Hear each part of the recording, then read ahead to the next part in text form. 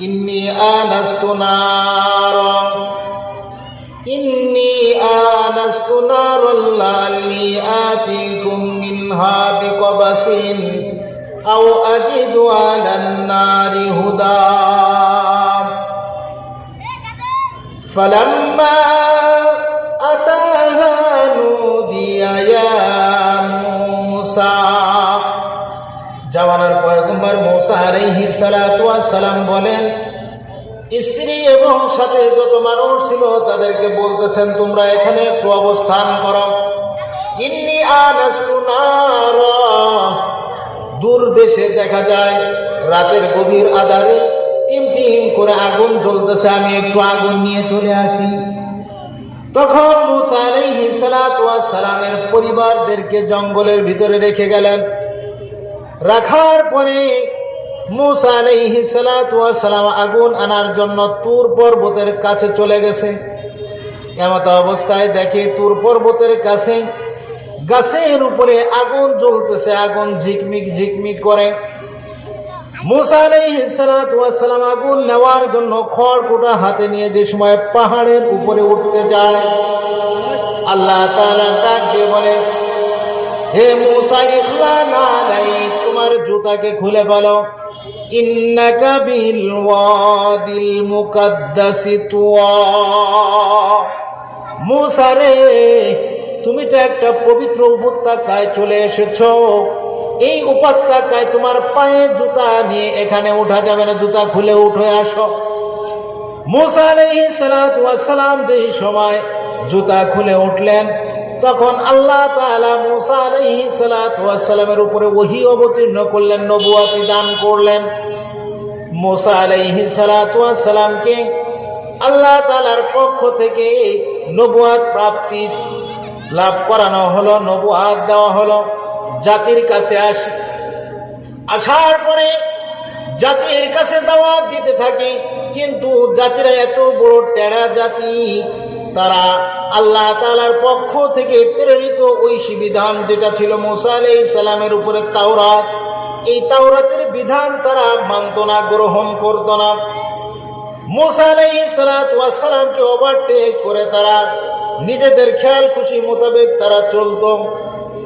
সম্মানিত উপস্থিতি, মূসা আলাইহিস সালাতু ওয়াস সালামের স্বজাতিদেরকে আল্লাহ তাআলা হেদায়েতের জন্য একাধিকবার বিভিন্ন ধরনের মুজিজা মূসা আলাইহিস সালাতু ওয়াস সালামকে দান করলেন। মূসা আলাইহিস সালাতু ওয়াস সালামের জাতিরা যে সময় হেদায়েতের বাণীগুলো মানে না, হেদায়েতের বাণীগুলো শোনে না, তখন তাদেরকে হেদায়েত দেওয়ার জন্য আল্লাহ তাআলার পক্ষ থেকে একাধিক মুজিজাগুলো মূসা আলাইহিস সালাতু ওয়াস সালামকে দেওয়া হয়েছিল। এই কথা আল্লাহ তাআলা বলেছেন 17 নম্বর সূরা সূরাতুল বনী ইসরাঈলের 101 নম্বর আয়াতে কারিমার ভিতরে। মহান রব্বুল ইজ্জাত ওয়াল জালাল ইরশাদ ফরমান, ওয়ালাকাদ আতাইনা মূসা 9 আয়াতিন বাইয়িনাত। আল্লাহ তাআলা মূসা আলাইহিস সালাতু ওয়াস সালামকে 1 2 3 9 লাগাতার 9টা মুজিজা মূসা আলাইহিস সালাতু ওয়াস সালামকে দান করেছেন। 9টা মুজিজা লাগাতার দান করেছিলেন মূসা আলাইহিস সালাতু ওয়াস সালামকে। প্রথম নাম্বার যেই মুজিজাটা আল্লাহ তাআলা দান করেছেন, মুজিজাটার নাম ছিল লাঠি। দ্বিতীয় নাম্বার আরেকটা মুজিজা দান করা হয়েছিল, সেটা হলো শুভ্র হস্ত।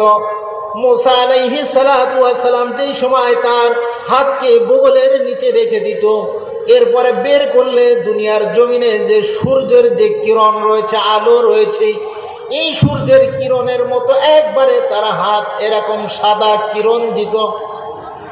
2টা মুজিজা আল্লাহ তাআলা দান করলেন। তৃতীয় নাম্বার আরেকটা মুজিজা দান করলেন, মূসা আলাইহিস সালাতু ওয়াস সালামকে আল্লাহ তাআলা শুরুর দিকে বাচ্চা অবস্থায় তুতলামি ভাব দিয়েছিল। এই তুতলামি অবস্থাকে আল্লাহ তাআলা মূসা আলাইহিস সালাতু ওয়াস সালামকে দূর করে দিলেন। মূসা আলাইহিস সালাতু ওয়াস সালাম যেই সময় মানুষের মাঝে দাওয়াত দিতে যেই একবারে ফসি ভাষায় তিনি কথা বলতেন, মানুষেরা মূসা আলাইহিস সালাতু ওয়াস সালামের দাওয়াত গ্রহণ করত। কিছু মানুষ আবার কিছু ছিল নবীর কথা শুনতো না। প্রিয় উপস্থিতি, চতুর্থ নাম্বার, আল্লাহ তাআলা যে একটা মুজিজা দান করেছিল, এই মুজিজাটা হলো ফিরাউনের কবল থেকে মুক্তি দেওয়ার জন্য বাহারে কুলজুম মুসা আলাইহিস সালাতু ওয়াস সালামকে পার করিয়ে দিয়েছিল। এমন ভাবে নদী পার করে দিয়েছে, একবারে মুসা আলাইহিস সালাতু ওয়াস সালাম নদীর মাঝখান দিয়ে রওনা হয়ে যায়, পানি দুই দিক দিয়ে দেওয়ালের মতো, পাহাড়ের মতো হয়ে যায়। পঞ্চম নাম্বার যেই মুজিজা আল্লাহ তাআলা মুসা আলাইহিস সালাতু ওয়াস সালামকে দান করেছিল, সেটা হলো পঙ্গপাল। এই কথা আর একটু পরে বিস্তারিত আলোচনা আসবে। ষষ্ঠ নম্বরে আরেকটা মুজিজা দান করেছিল, সেটা হলো তুফান। অষ্টম নম্বরে আরেকটা মুজিজা দান করেছিল, ব্যাঙের মুজিজা। এরপরে নবম নম্বরে আরেকটা মুজিজা দান করেছিল, সেটা হলো রক্তের মুজিজা। প্রিয় উপস্থিতি, আল্লাহ তাআলা এই কথাগুলো অপর আয়াতের ভিতরে আবার বিবরণ দিয়েছেন। 7 নম্বর সূরা সূরাতুল আরাফের 133 নম্বর আয়াতে কারিমার ভিতরে বিবরণ দিয়েছেন। ফারসালনা আলাইহিমুত তুফানা ওয়াল জারাদা ওয়াল কুম্মাল ওয়াদ-দাফাদিয়া ওয়াদ-দামা আয়াতিন মুফাসসালাত। আল্লাহ তাআলা এই আয়াতে কারিমার ভিতরে বিবরণ দিয়েছেন জামানার পয়গম্বর হযরত মূসা নবীন আলাইহিস সালাতু ওয়াস সালামকে যে মুজিজাগুলো দান করেছিল, এই আয়াতে কারিমার ভিতরে কিছু বলা হয়েছে। এই আয়াতে কারিমার ভিতরে কিছু বলা হয়েছে, বাকি অন্য জায়গায় বিবরণ দেওয়া হয়েছে। মোট 2 আয়াতে কারিমা তেলাওয়াত করেছি। এর দ্বারা এটাই প্রতীয়মান হয় মোট আল্লাহ তাআলা মূসা আলাইহিস সালাতু ওয়াস সালামকে 9টা মুজিজা দান করেছিল। এই 9টা মুজিজা এত বড় গুরুত্বপূর্ণ মুজিজা আল্লাহ তাআলা মূসা আলাইহিস সালাতু ওয়াস সালামকে দান করলেন। কেন দান করেছিলেন? জামানার পয়গম্বর হযরত মূসা নবীন আলাইহিস সালাতু ওয়াস সালাম উম্মতের মাঝে দাওয়াত দিতে যায়, কিন্তু তারা দাওয়াত মানে না। মূসা আলাইহিস সালাতু ওয়াস সালামকে তারা বলে, পারলে কিছু মুজিজা আমাদের জন্য নিয়ে আসো, তাহলে যেটা দেখে আমরা ঈমান আনয়ন করতে পারি। মূসা আলাইহিস সালাতু ওয়াস সালামকে আল্লাহ তাআলা সর্বপ্রথম যে একটা মুজিজা দান করেছিল, সেই মুজিজাটা হলো মূসা আলাইহিস সালাতু ওয়াস সালামের লাঠি। মূসা আলাইহিস সালাতু ওয়াস সালামকে যে লাঠি আল্লাহ তাআলা দান করেছিলেন, এই লাঠিটা ওনার শ্বশুরের থেকে পেয়েছিলেন। ওনার শ্বশুরের নাম হলো জামানার পয়গম্বর হযরত শুআয়ব আলাইহিস সালাতু ওয়াস সালাম। শুআয়ব আলাইহিস সালাতু ওয়াস সালামকে যেটা লাঠি আল্লাহ তাআলা দান করেছেন, এই লাঠিটা হাত বদল হয়ে মূসা আলাইহিস সালাতু ওয়াস সালাম এই লাঠির উত্তরাধিকারী হয়ে গেলেন। মূসা আলাইহিস সালাতু ওয়াস সালাম এই লাঠি দিয়ে যে সময় উনি রওনা হয়ে গেলেন ওনার কওমের মাঝে মুজিজা দেখানোর জন্য, ভালো করে বুঝবেন, ওই সময় আপনার তার উম্মতদের মাঝে জাদুবিদ্যার একটা প্রচার প্রসার বেশি ছিল। এই জাদুবিদ্যার এত আসর ছিল, এত প্রতিক্রিয়া ছিল, মানুষেরা বাস্তবিক পক্ষে এই জাদুবিদ্যাকে সত্য সত্য মনে করতে লাগতো। এটা সুলাইমান আলাইহিস সালাতু ওয়াস সালামের জামানায়ও এমনটা ছিল। তো আল্লাহ তাআলা মুজিজা দান করলেন যে না, জাদু আর আল্লাহ তাআলার পক্ষ থেকে প্রেরিত মুজিজা দুইটার ভিতরে পার্থক্য রয়েছে। মুজিজা হয় আল্লাহ তাআলার পক্ষ থেকে মানুষকে হেদায়েতের জন্য, এটা মানুষেরা দেখে নিজেরা হেদায়েত গ্রহণ করবে, এই জন্য আল্লাহ তাআলা মুজিজা হিসাবে নবীদেরকে বিভিন্ন অলৌকিক বিষয় ঘটিয়ে থাকেন, যেটা দেখে মানুষেরা এক আল্লাহর উপরে, এক সত্তার উপরে তারা ঈমান আনয়ন করবে। তো মূসা আলাইহিস সালাতু ওয়াস সালামের জামানায় যে কথা বলতেছিলাম, জাদুবিদ্যার একটা প্রভাব ছিল। মূসা আলাইহিস সালাতু ওয়াস সালামকে আল্লাহ তাআলা যে একটা লাঠি দান করেছেন, যে সময় এই মুজিজা আপনার দেখাইতেন মানুষের সম্মুখে, প্রথমে ওরা মনে করতো এটা একটা অন্য অন্য জাদুঘরদের মতো এটা একটা জাদু। মুসা আলাইহিস সালাতু ওয়াস সালাম ফিরাউনের কাছে চলে গেল দাওয়াত দেওয়ার জন্য। ফিরাউন উনি কয় যে আনা রব্বুকুমুল আলা, আমি হইলাম পৃথিবীর জমিনে বড় খোদা। সকলেই বলি নাউজুবিল্লাহ। আল্লাহ তাআলা ডাক দিয়ে বলেন, ফিরাউন রে, পৃথিবীর জমিনে তুই জীবনে কখনো কোনোদিন বড় খোদা নয়, তোর থেকে আমি আল্লাহ তাআলা, তুই শুধু নয় সমগ্র পৃথিবীর জমিনের ভিতরে যত মানুষ রয়েছে সকল মানুষের প্রভুর প্রভু হইলাম আমি আল্লাহ তাআলা। আমার পক্ষ থেকে জামানার পয়গম্বর মূসাকে তোর নিকটে পাঠাইলাম। মূসা যে দাওয়াতগুলো দেয়, শুধু ফিরাউন তুই না, তোর অনুসারী যারা রয়েছে সকলেই তোরা মেনে নে। যদি মেনে নিতে পারোস তাহলে আমি আল্লাহ তাআলা তোদের জন্য হেদায়েত লিখে রাখলাম। দুনিয়ার জগতেও শান্তি, পরকালের জগতেও শান্তি। ফিরাউন শহরের ভিতরে এলান করে দিল, ফাহাশারা ফানাদা, শহরের ভিতরে এলান করে দিল ফাহাশারা ফানাদা, সে সকলকে সমবেত করার জন্য এলান করে দিল। মূসা আলাইহিস সালাতু ওয়াস সালাম মুজিজা দেখায়, তার জাদুকররাও জাদু দেখায়। ফিরাউন বলল, দেখা যাক কার জাদু বিদ্যায় পাওয়ার বেশি, ক্ষমতা বেশি।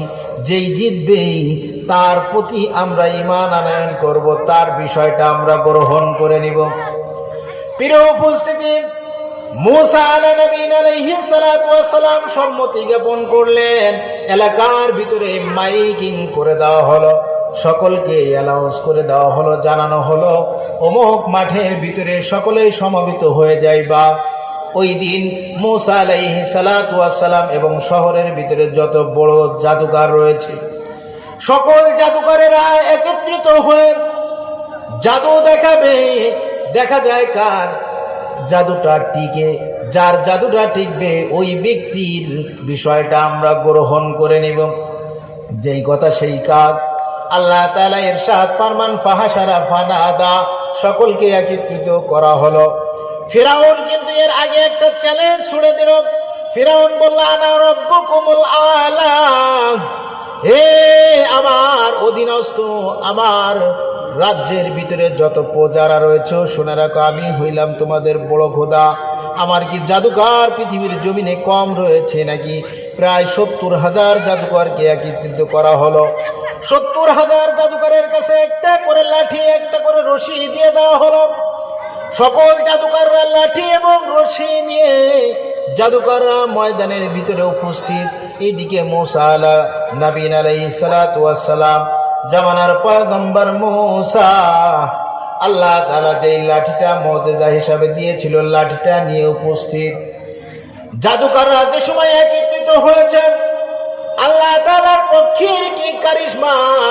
জাদুকররা মূসা নবী আলাইহিস সালাতু ওয়াস সালামকে ডাক দিয়ে বলে, ও জামানার পয়গম্বর মূসা, এই জাদু আমরা আগে দেখাবো নাকি তুমি আগে দেখাবা?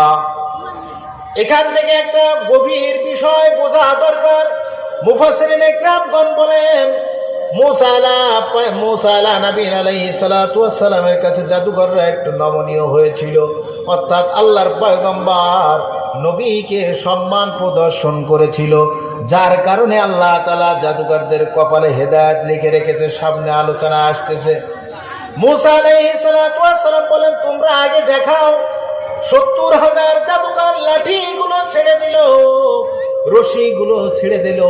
আল্লাহ তাআলা বলেন, ফাইদান হিবালুহুম ওয়া ইসিয়ুহুম, যখন তাদের লাঠি এবং রশিগুলো জমিনের ভিতরে ছেড়ে দিল, দেওয়ার পরে সাথে সাথে দেখা যায় যে সাপগুলো দৌড়াইতেছে।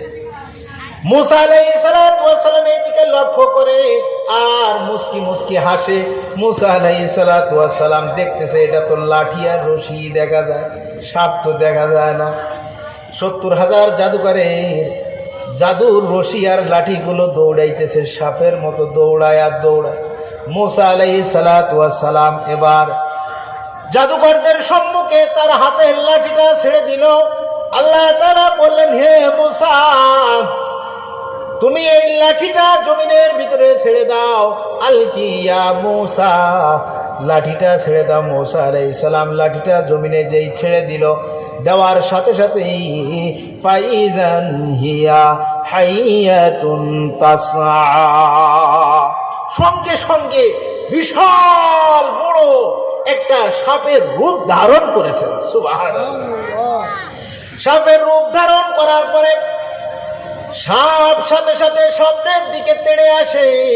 যত জাদু রশি আর লাঠি ছিল সাপগুলো দৌড়াইতেছিল এক এক করে। সমস্ত সাপ আর লাঠি, ওই যে লাঠি আর রশিগুলো এক এক করে ওই সাপটা খেয়ে ফেলেছে। খাওয়ার পরেই মুসা আলাইহিস সালাতু ওয়াস সালামের লাঠিটা মোটা সোটা হয়ে গেছে, সাপ মোটা সোটা হয়ে গেছে। এখন সাপের যেই অবস্থা দেখলে দেখা যায়, মুফাসসিরিন একরামগণ বলেন সাপের যেই অবস্থা তাকাইলে দেখা যায় দুই চক্ষু দিয়ে অগ্নিশিখা বের হচ্ছে, অগ্নিস্ফুলিঙ্গ বের হচ্ছে। সাপ আস্তে আস্তে ফিরাউনের বিল্ডিং এর দিকে তেড়ে আসতেছে। তাফসিরের ভিতরে এসেছে ফিরাউনের স্বাভাবিক কোনো অসুস্থতা হয় নাই, কিন্তু মুসা আলাইহিস সালাতু ওয়াস সালামের লাঠির মুজিজা যে সময় দেখেছে, দেখার পরে ওই দিন কয়েকবার দাস্ত হয়ে গিয়েছে। সুবহানাল্লাহ। মুসা আলাইহিস সালাতু ওয়াস সালামকে আল্লাহ তাআলা বলতেছেন, হে মুসা, লা তাখাফ, তুমি ভয় পেও না, খুযহা, ওই লাঠিটাকে ধরো তো, একটু ধরো। মুসা আলাইহিস সালাতু ওয়াস সালামের আল্লাহ তাআলা যে আদেশ দিয়েছেন, আদেশ পাওয়ার পরে মুসা আলাইহিস সালাম লাঠিটা দেই সাথে সাথে আবার ধরেছে, হাত দিয়েছে ওই সাপের উপরে। যেই না ধরেছে সাথে সাথে আবার লাঠি আগের রূপ ধারণ করেছে। সুবহানাল্লাহ।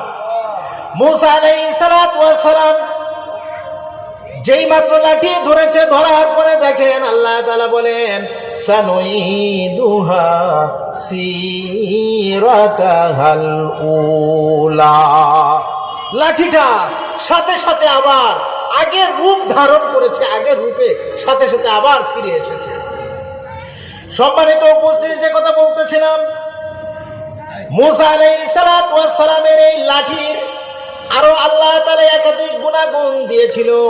আল্লাহ তাআলা যেই কথাটা সূরাতুত তাহার ভিতরে বিবরণ দিয়েছেন, আল্লাহ তাআলা বলেন, হে মুসা, তোমার হাতে কি জিনিস, তোমার হাতে কি? আল্লাহ তাআলার কথা শুনে মুসা আলাইহিস সালাতু ওয়াস সালাম বলেন, আসা, এটা হলো আমার লাঠি। উনি এরপরে আবার বলতেন, আসয়া, আমার লাঠি। ভালো করে বুঝবেন, যখন দুইজন বন্ধুর মাঝে গভীর বন্ধুত্ব থাকে, মহব্বত থাকে, দুনিয়ার জমিনে একজন আরেকজনকে যে সময় ভালোবাসে, মহব্বত করে, সে সময় চায় একজন আরেকজনের সাথে কথাবার্তা বলার জন্য, বেশি বেশি কথাবার্তা বলতে চায়।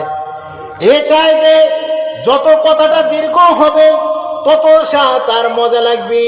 আল্লাহ তাআলা জিজ্ঞাসা করেছিল, মুসা, তোমার হাতে কি? উনি বলে দিলে হয়তো, শুধুমাত্র বলে দিলে হয়তো লাঠি, কিন্তু ওই কথাটা বলে উনি ক্ষান্ত হয় নাই। এরও একটা কারণ আছে, যেটা বলতেছিলাম। উনি কয়েকটা কথা বলেছেন, বলে যে আসয়া, এটা আমার লাঠি, আতাওয়াক্কাউ আলাইহা, এই লাঠির উপরে আমি ট্যাগ লাগাই, ওয়া আহুশু আলা বিহা গনামি, এই লাঠি দ্বারা গাছ থেকে আমার ছাগলকে, আমার ভেড়া দুম্বা মেষকে গাছ থেকে লাঠি দিয়ে পাতা পেড়ে পেড়ে আমি ছাগলকে খাওয়াই, ভেড়া দুম্বাকে খাওয়াই। আল্লাহ তাআলা বলেন, ও মুসা, আর কোনো কাজ আছে নাকি এই লাঠির? উনি বলেন যে, ওয়ালিয়া মারিবু উখরা, এই লাঠির আরো অনেকগুলো কাজ রয়েছে। সুবহানাল্লাহ। কেমন কাজ উনি বলেন? তাফসীরের ভিতরে এসেছে, মুসা আলাইহিস সালাতু ওয়াস সালাম ছাগল চরাইতে মরুভূমির অঞ্চলে যাইতে, যে সময় রৌদ্র, প্রচন্ড রৌদ্র, লাঠিটা জমিনে গেড়ে দিত, মুজিজা হিসাবে লাঠি থেকে পাতা বের হয়ে গাছের রূপ ধারণ করে মুসা আলাইহিস সালাতু ওয়াস সালামকে ছায়া দান করত। আবার অন্য আরেকটা ফায়দার কথা এসেছে, মরুভূমির অঞ্চল, দীর্ঘ ময়দান, পানি জমান, কোনো পানির কোনো ব্যবস্থা পাওয়া যায় না। পানি নাই, ডানে পানি নাই, পানি নাই বামে, পানি নাই সামনে, পানি নাই পিছনেও পানি নাই। এমন অবস্থায় মুসা নবী আলাইহিস সালাতু ওয়াস সালাম উনি ওই লাঠিটা যে সময় জমিনের ভিতরে গেড়ে দিত, গেড়ে দেওয়ার পরে আল্লাহ তাআলার হুকুমে ওই লাঠি দিয়ে ঝর্ণা পানি বের হয়ে যাইত। সুবহানাল্লাহ। মুসা পয়গম্বর মুসা নবী আলাইহিস সালাতু ওয়াস সালাম উনি আল্লাহ তাআলার কাছে ডাক দিয়ে বলছেন, আল্লাহ এটা লাঠি কয় আমার লাঠি, এরপরে আমি লাঠির উপরে ট্যাগ লাগাই, এরপরে লাঠি দ্বারা ছাগলকে পাড়া পাড়া গাছের পাতা পাড়া পাড়া খাওয়ায়। এরকম একাধিক ফায়দার কথা মুসা নবী আলাইহিস সালাতু ওয়াস সালাম বলে দিয়েছেন। সম্মানিত উপস্থিতি, যে কথা বলতেছিলাম, মুফাসসিরিন একরাম বলেন কেন এরকম কথাকে লম্বা করলেন। পয়গম্বর মুসা নবী আলাইহিস সালাতু ওয়াস সালাম আল্লাহ তাআলাকে পুরো ভালোবাসে, মহব্বত করে, যার কারণে বেশি বেশি কথা বলতে চায়। বর্তমান এটা হলো একটা বৈধ ভালোবাসা, একজন আরেকজনের সাথে যে ভালোবাসা বর্তমান দুনিয়ার জমিনে করা হয়, অবৈধ প্রেম প্রীতি ভালোবাসা, এটা সম্পূর্ণ হারাম না যায়। কেউ বলতে পারে যে হুজুর লাইনের মধ্যে প্রেম করেছে, সিঁড়ি ভরা প্রেম করেছে, আরো যারা আছে রতগিরি সন্ধিদা যেগুলো আছে, এগুলো সম্পূর্ণ ইসলামের বহির্ভূত কথা। কোরআনে কারীমের ভিতরে আবার বলে সুবুলাইকা প্রেম করেছে। হায় হায়, কত বড় উম্মাহ আল্লাহর পয়গম্বর ঈসা আলাইহিস সালাতু ওয়াস সালামের উপর যত প্রেম প্রীতি ভালোবাসা, এগুলো হবে একমাত্র বিবাহ সাথীর পরে। স্বামী স্ত্রীর সাথে প্রেম প্রীতি ভালোবাসাগুলো হবে একমাত্র স্বামী স্ত্রীর সাথে।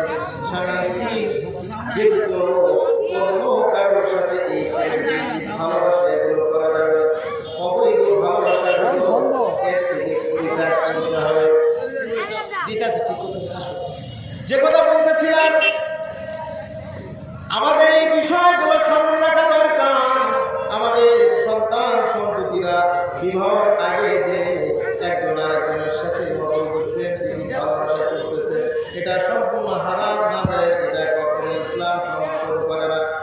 আবার কিছু কিছু মানুষ এমন রয়েছে, বিবাহ শাদী হয়ে গেছে, তারপরেও পর নারীর সাথে প্রেম প্রীতি করতেছে, এটা অবৈধ সম্পর্ক করতেছে, সম্পূর্ণ হারাম। কাল কিয়ামতের ময়দানে মহান রবের দরবারে এটা হাজিরা দেওয়া লাগবে। মহান রব এই সমস্ত মানুষের জন্য, এই সমস্ত ব্যভিচারী জিনাকারীদের জন্য কঠিন যন্ত্রণাদায়ক শাস্তির ব্যবস্থা করে রেখেছে। আল্লাহর নবী বলেন, যে সময় মেরাজের রজনীতে মেরাজে গিয়েছেন, মেরাজের রজনীতে দেখেছেন কিছু নারী পুরুষদেরকে একটা আপনার চুল্লির মতো ভীষণ বড় মটকার মতো দেখতে, এর ভিতরে কিছু নারী পুরুষকে উলঙ্গ অবস্থায় আগুনে জাল করা হচ্ছে, জাল করা হচ্ছে।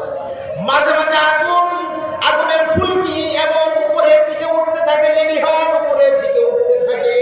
ওই সময় ওই মানুষগুলো আবার আগুনের সাথে উপরের দিকে উঠে যায়। আল্লাহ নবী জিবরাইলকে ডাক দিয়ে বলে, জিবরাইল, এই সমস্ত মানুষ কারা, তাদেরকে শাস্তি দেওয়া হয়। তখন আল্লাহর নবী সাল্লাল্লাহু আলাইহি ওয়াসাল্লামকে জিবরাইল আলাইহিস সালাতু ওয়াস সালাম বলেন, এরা হলো ওই সমস্ত মানুষ যারা দুনিয়ার জমিনে জিনা করেছিল, অবৈধ প্রেম প্রীতি ভালোবাসা করে এই সমস্ত খারাপ কাজগুলো করেছে।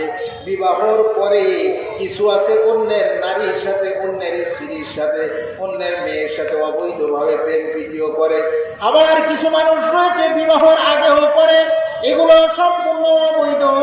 এই সমস্ত মানুষদেরকে জিনাকারীর শাস্তি দেওয়া হবে, আগুনের ভিতরে জ্বালিয়ে এমন ভাবে তাদেরকে আল্লাহর নবী স্বচক্ষে দেখে এসেছেন এমন শাস্তি দেওয়া হচ্ছে। আমাদের এর থেকে হেফাজত থাকতে হবে। বর্তমান যুব সমাজ এর থেকে সরে আসতে হবে। কি যুব সমাজ, কিছু এরকম মধ্যম শ্রেণীর মানুষরা রয়েছে, আজকে পরকীয়া জড়িত হয়ে আসক্ত হয়ে সমাজটাকে নাপাক করে ছেড়ে দিচ্ছে। হায় হায়, এই পরকীয়ার কারণে একটা তাজা সংসার একবারে লন্ডভন্ড হয়ে যায়। 4-5 জন সন্তানের জননী অন্যের সাথে চলে যায়, 4-5 জন সন্তানের জননী অন্যের সাথে চলে যায়, 4-5 জন সন্তানের জনক বাবা অন্যের সাথে চলে যাচ্ছে। এটা সম্পূর্ণ অবৈধ প্রেম ভালোবাসা, এটা ইসলাম কখনো সমর্থন করে না। এগুলোর থেকে আমরা ফিরে আসতে হবে, আমাদের জাতিদেরকে ফেরানোর চেষ্টা করতে হবে। সম্মানিত উপস্থিতি, যে কথা বলতেছিলাম, মুসা আলাইহিস সালাম লাঠি যে সময় ধরেছে, আল্লাহ তাআলা বলেন লাঠি ধরার পরে সাথে সাথে আগের রূপ ধারণ করেছে। আগের রূপ যে সময় ধারণ করেছে, ধারণ করার পরে আল্লাহ তাআলা পক্ষ থেকে মুসা আলাইহিস সালাম লাঠি নিয়ে দাঁড়িয়ে রয়েছে।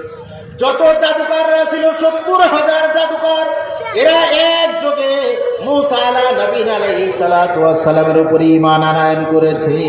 সুবহানাল্লাহ।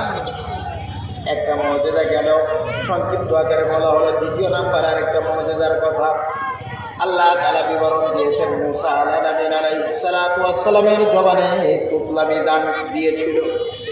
মুসা আলাইহিস সালামকে যে সময় নবুয়ত প্রাপ্তি দান করেছিল, ওর পরে মুসা আলাইহিস সালাম আল্লাহ তাআলার কাছে বলে, ও আল্লাহ, আমার জবানের এই জড়তা, আমি তো ভালো করে কথাও বলতে পারি না, আমি কিভাবে কথা বলবো?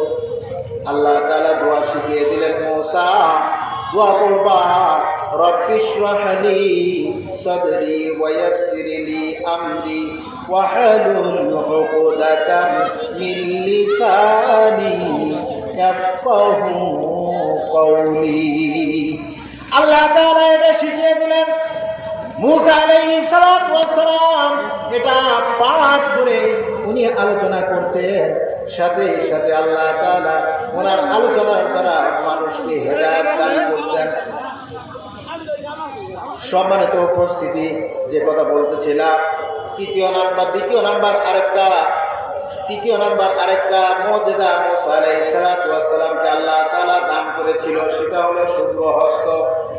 এই হাত নিয়ে যে সময় বগলের নিচে রেখে দিত, দেখিয়ে দেওয়ার পরে সামনে যে সময় মানুষের সম্মুখে নিয়ে আসতো, সূর্যের আলো যেমন এরকম আলোয় আলোকিত হয়ে যাইত। সুবহানাল্লাহ।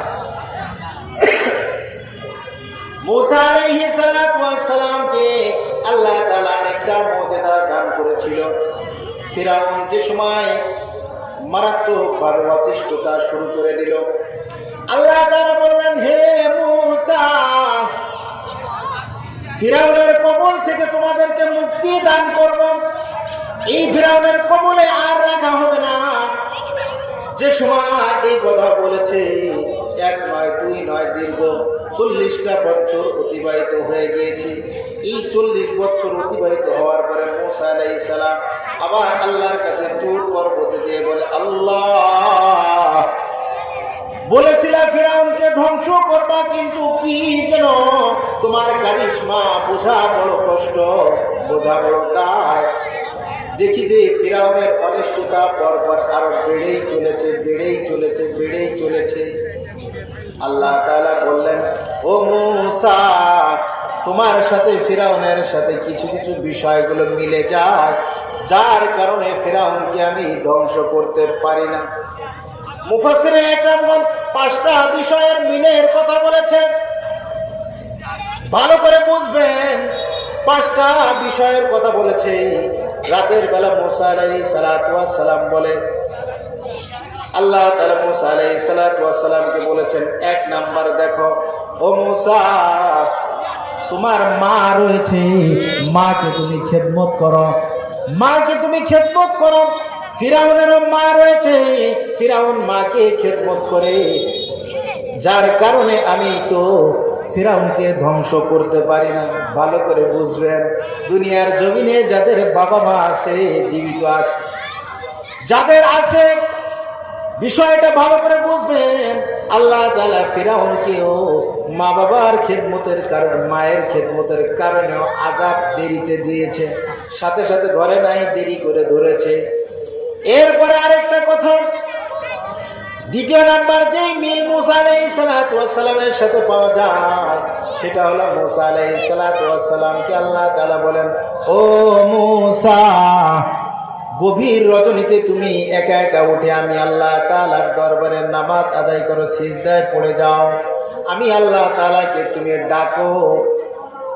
তুমি কি ভেবেছ ফিরাউন নিজেকে খোদা দাবি করে, ঠিক আছে, কিন্তু ওই ফিরাউন রাতের বেলা পাহাড়ের পাদদেশে এসে গুহার ভিতরে ঢুকে আমি আল্লাহ তাআলার কাছে দোয়া করে, আমি আল্লাহ তাআলার কাছে চাই, আমি আল্লাহ তাআলাকে বলে, ও আল্লাহ, দো জাহানের মালিক তুমি আল্লাহ, এটা তো আমি ফিরাউন ভালো করে জানি, কিন্তু আমি একটু দুনিয়ার ক্ষমতা তোমার কাছে চাইতেছি, তুমি একটু দুনিয়ার রাজত্ব আমাকে দান করো, দুনিয়ার রাজত্বটা আমাকে দান করো, আমি একটু দুনিয়াতে রাজত্ব করে যাইতে পারি, আমার এমন ক্ষমতা দাও, আমার কথায় জানি নীল দরিয়ার পানি ডাইনে বললে ডাইনে যায়, বামে বললে জানি বামে যায়, এতটুকু এমন ক্ষমতা আমাকে একটু দান করো, আমাকে দিয়ে দাও।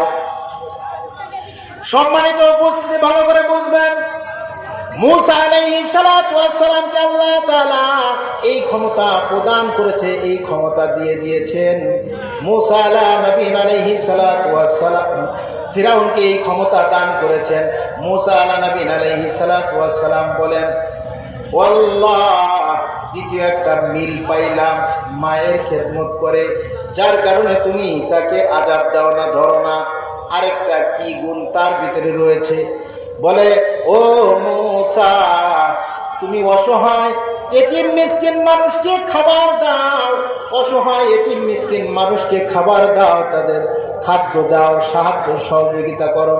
ফিরাউনও কিন্তু একটা নোংর খানা খুলেছে, ওই নোংর খানার ভিতরে অসহায় এতিম মিসকিন মানুষদেরকে খাবার দেয়, যার কারণে আমি ফিরাউনকে আযাব দিতে পারি না, আযাব দিতে দেরি করি।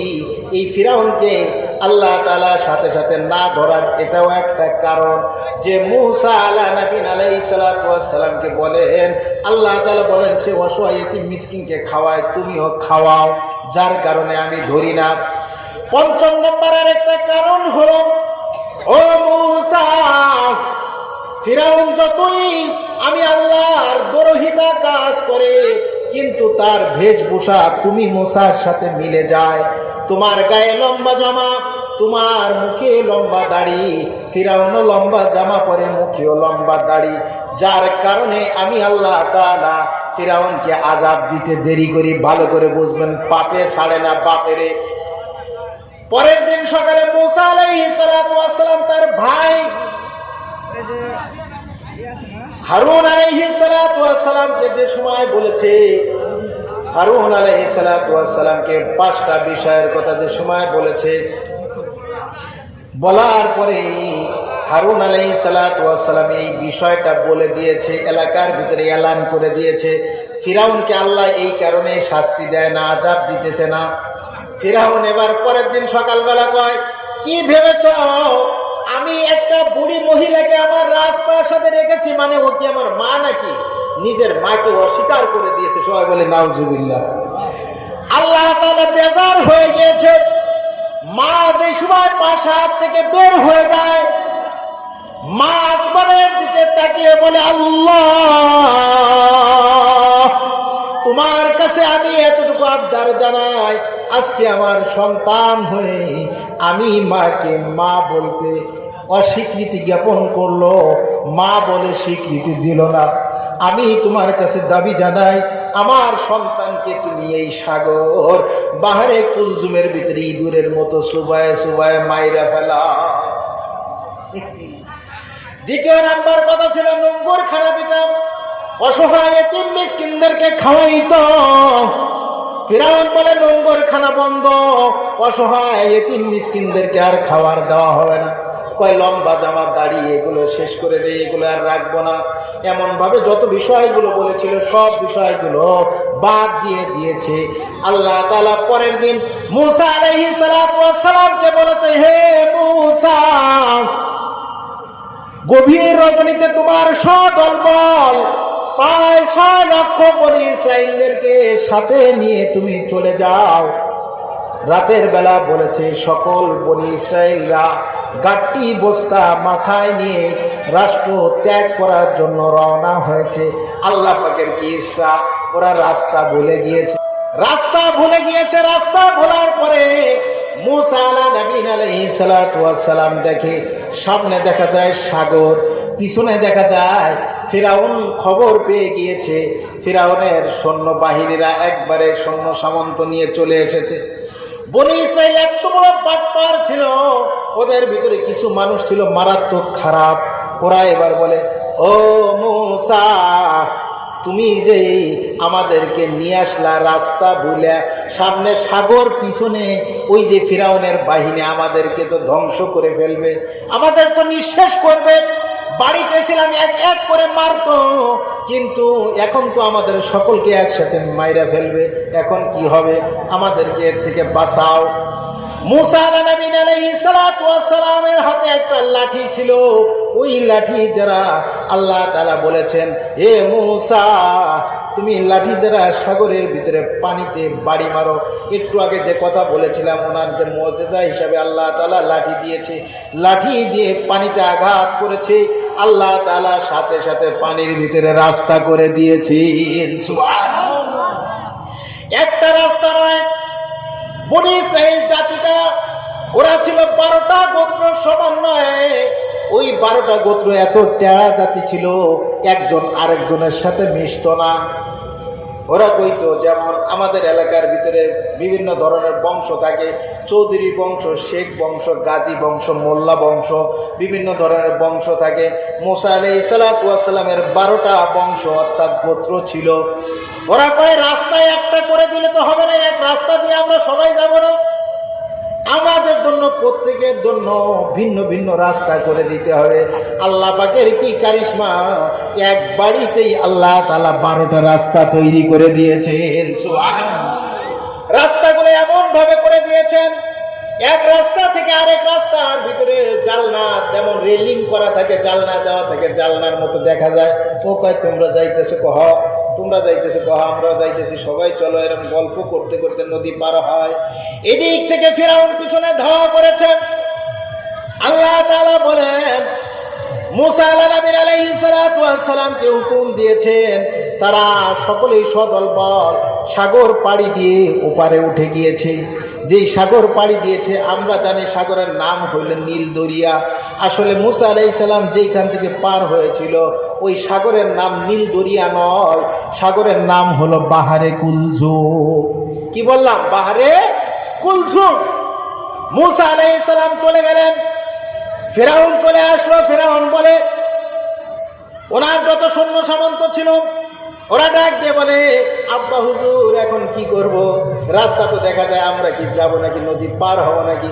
ফিরাউনকে, দেখোস না এত বড় নদী, সাগর আমার জন্য রাস্তা করে দিয়েছে, নাম, সকলেই চল। ফিরাউনের ঘোড়া নামতে চাচ্ছিল না। আল্লাহ তাআলা একবার জিবরাইল আলাইহিস সালাতু ওয়াস সালামের মাধ্যমে একটা মহিলা ঘোড়া এনে সামনে দিয়ে দিল ফিরাউনের ঘোড়ার সামনে। ফিরাউনের ঘোড়া পুরুষ ঘোড়া ছিল, ও সাথে সাথে এটা দেখে লাফ দিয়ে পিছনে নদীর ভিতরে চলে গিয়েছে, রাস্তা দিয়ে যায়। যেই দেখে মূসা আলাইহিস সালাতু ওয়াস সালাম তো পরে দাঁড়িয়ে দাঁড়িয়ে দেখতেছে, আর এদিকে ফিরাউনের সৈন্য সামন্ত বাহিনীরা সকলে সাগরের ভিতরে যেই নেমে গিয়েছে, আল্লাহ তাআলা সাথে সাথে আদেশ দিয়েছেন, পানি এসে তাদেরকে নিমজ্জিত করে দিয়েছে। ফিরাউন ওই সময় ঈমান এনেছিল, ভালো করে বুঝবেন। ওই সময় বলেছিল, আল্লাহ তাআলা বলেন, আমানতু, আমি ঈমান আনলাম, রব্বি মূসা ওয়া হারুন, আমি মূসা এবং হারুনের প্রভুর প্রতি ঈমান আনয়ন করলাম। আল্লাহ তাআলা বলেন, এখন এই ঈমান আনে আর কোনো কাজ হবে না, মৃত্যুর আগ পর্যন্ত, অর্থাৎ মৃত্যুর গড়গড়া অবস্থা আসার আগ পর্যন্ত, মৃত্যুর আগ পর্যন্ত তারা ঈমান আনয়ন করতে পারবে না। ওই যে মৃত্যুর গড়গড়া উঠবে, গড়গড়া ওঠার আগ পর্যন্ত আল্লাহ তাআলা তাওবা কবুল করবেন, কিন্তু এরপরে আর আল্লাহ তাআলা বান্দার তাওবা কবুল করবেন না। মূসা আলাইহিস সালাতু ওয়াস সালাম উপরে চলে গেল। আল্লাহ তাআলা বললেন ফিরাউন তো ডুবে গেছে, ঈমান আনবার চায়। জিবরাইলকে বললেন একটু সাগরের তল থেকে পচা কাদা তুলে ফিরাউনের মুখে দিয়ে দাও। প্রিয় উপস্থিতি, আল্লাহ তাআলা ওই ঈমান আর গ্রহণ করে নাই। এরপরে যে কথা বলতেছিলাম, আল্লাহ তাআলা মূসা আলাইহিস সালাতু ওয়াস সালামকে চতুর্থ একটা মুজিজা দান করেছিল। এই ফিরাউনের কবল থেকে নদী পার করে দিয়েছিলেন। এটা একটা মুজিজা। ফিরাউনকে ডুবিয়ে মারলো যেই নদীতে, ওই নদীতে আল্লাহ তাআলা মূসা আলাইহিস সালাতু ওয়াস সালামকে আবার পার করায় দিলেন নদীর ভিতর দিয়ে। পঞ্চম নাম্বার আর একটা মুজিজা ছিল, জাতিরা জাতিদের মাঝে ইমানের দাওয়াত দেয়, ওরা মানে না, ইমান আনবার চায় না।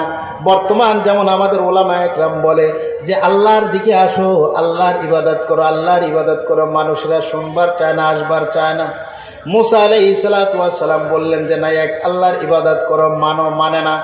আল্লাহ তাআলার পক্ষ থেকে পঙ্গপালের আযাব দিয়ে দেওয়া হলো। রাতের বেলা খাইতে বসেছে, খাবার নিয়ে বসেছে, দেখা যায় রুটি গোশত নিয়ে বসেছে, কিন্তু যেই খাইতে যায় একবারে চতুর্দিক দিয়ে পঙ্গপাল ফড়িং যে আছে, এই ফড়িং একবারে জমে খাবারটাই নষ্ট করে দেয়, খাবার নষ্ট করে ফেলে। পানি খাইতে যায়, পঙ্গপালের আযাব। রাতের বেলা ঘুমাইতে যায়, ওখানেও পঙ্গপালের আযাব। একের পর এক পঙ্গপাল আসতেছে। সম্মানিত উপস্থিতি, এরপরে আল্লাহ তাআলার কাছে আল্লাহ তাআলার কাছে দোয়া করার জন্য বললেন। জাতিরা দোয়া করার কথা বললেন মূসা আলাইহিস সালাতু ওয়াস সালামের মাধ্যমে। মূসা আলাইহিস সালাম আল্লাহর কাছে হাত তুলে দোয়া করে, আল্লাহ, জাতিরা বলেছে ওরা তাওবা করে, ওরা এর থেকে ফিরে আসে, আর অবৈধ কাজ করবে না, খারাপ কাজ করবে না, তুমি মাফ করে দাও। আল্লাহ তাআলা পঙ্গপালের আযাব এদের থেকে দূর করে দিলেন। এরপরে জাতিরা মানে না, তারপরে কিছুদিন যাওয়ার পরে আবার যা তাই আল্লাহ তাআলা একের পর এক তুফান তাদের মাঝে পাঠিয়ে দিলেন। আল্লাহ তাআলা এই কথায় 7 নম্বর সূরাতু আরাফের 133 নম্বর আয়াতে কারিমার ভিতরে বলেছেন, ফারসালনা আলাইহিমুত তুফানা ওয়াল জারাদ। আল্লাহ তাআলা তাদের মাঝে তুফানের আযাব দিয়ে দিলেন।